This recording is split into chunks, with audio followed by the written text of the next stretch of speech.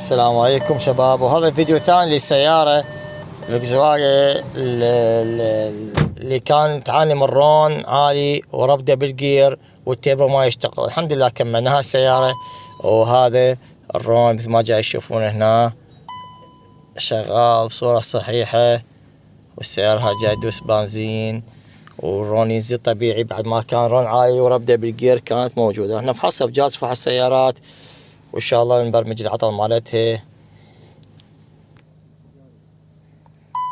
هنا فحصناها بجهاز فحص السيارات، وحاليا السيارة الحمد لله ما بها اي مشكلة مثل ما جاي تلاحظون، وبرمجناها وراح نشغلها السيارة. اشتغلت السيارة الحمد لله، وطفت علامة التشيك، والامور طيبة ان شاء الله.